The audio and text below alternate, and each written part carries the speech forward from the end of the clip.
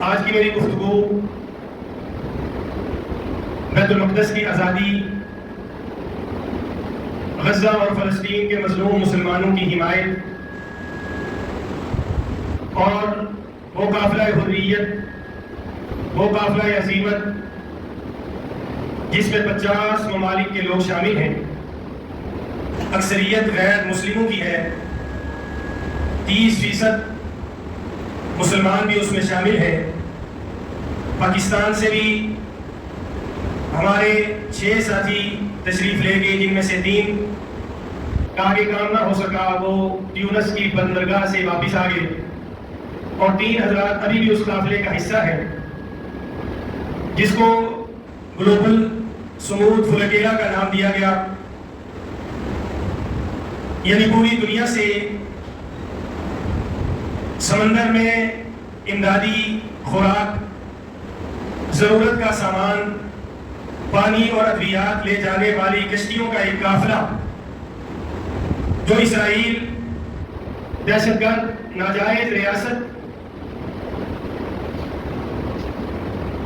کے اس حصار کو توڑنے اور غزہ کے ان مظلوم، بے بس، بے کس، مجبور، نہتے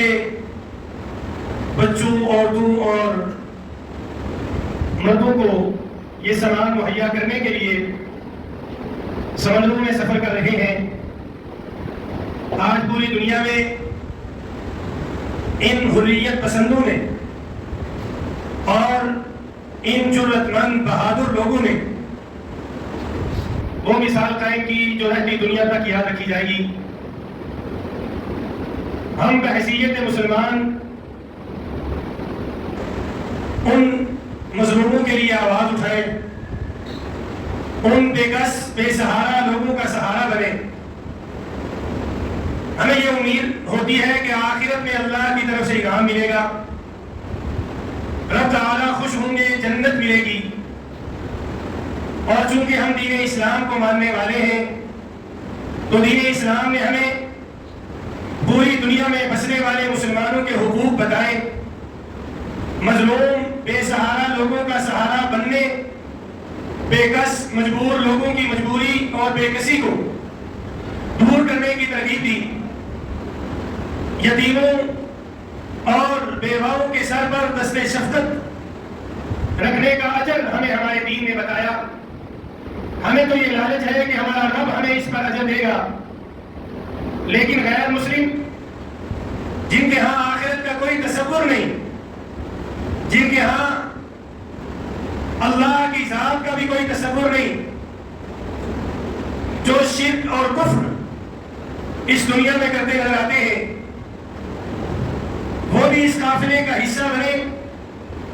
وجہ یہ ہے کہ وہ انسانیت کا درد رکھتے ہیں، اور ان کا کہنا یہ ہے کہ بحیثیت انسان انسانیت کو سسکتا ہوا، انسانیت کو روتا ہوا، انسانیت کو یوں پیستا ہوا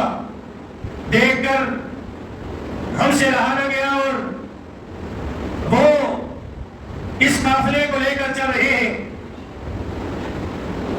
آج پوری دنیا کے اندر اسلام اور کفر کی جنگ ہے۔ کفر اپنی آب و تاب، شان و شوکت کے ساتھ، اپنے اسلحہ اور اپنے مال و دولت کے ساتھ، اپنے جبر اور اپنے استبداد کے ساتھ اسلام اور مسلمانوں کو ختم کرنے کے دربے ہے۔ کفر کے وہ سورما جو اپنی چودراہٹ، اپنے تکبر کے بلبوتے پر اور اپنے ظلم اور استبداد کے بلبوتے پر پوری دنیا پر قائم کرنا چاہتے ہیں، ان کے علم میں یہ بات اچھی طرح ہے کہ اگر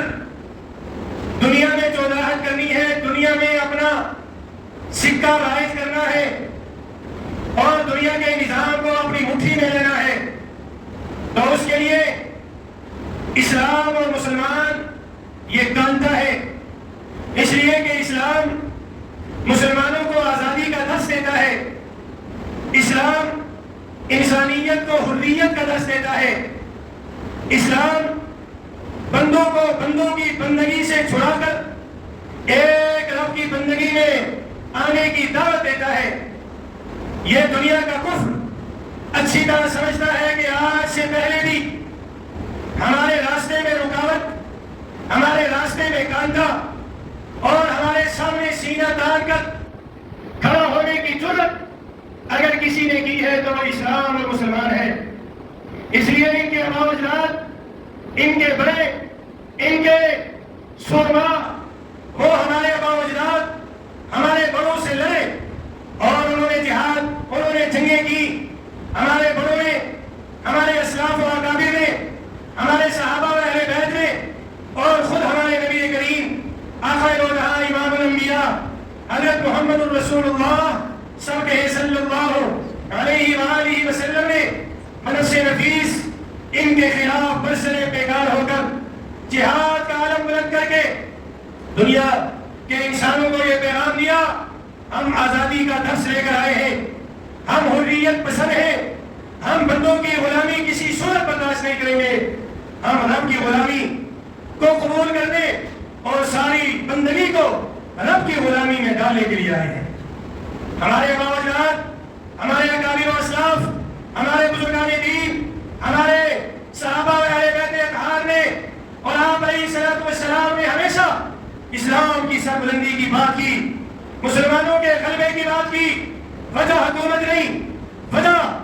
صرف اور صرف یہ تھی کہ اسلام آزاد پسند مذہب ہے، اسلام بندوں کو بندوں کی غلامی سے نکال کر رب کی بندگی میں ڈالنے والا مذہب ہے۔ لہذا جب اسلام آئے گا، جب مسلمانوں کا غلبہ ہوگا، پھر ظلم کے دروازے بند ہوں گے، پھر ناانصافی ختم ہوگی، پھر استبداد اور جبر اس کے پاؤں کاٹ دیے جائیں گے، ہر طرف انصاف کا بول بالا ہوگا، عدل کا بول بالا ہوگا، کوئی کسی کا غلام نہیں ٹھہرے گا، کوئی کسی کو اپنے پیسے، اپنے عہدے، اپنے منصب اور اپنی کرسی کے بلبوتے پر غلام نہیں بنا سکے گا، بلکہ یہ اسلام ساری انسانیت کو رب کا غلام بنائے گا۔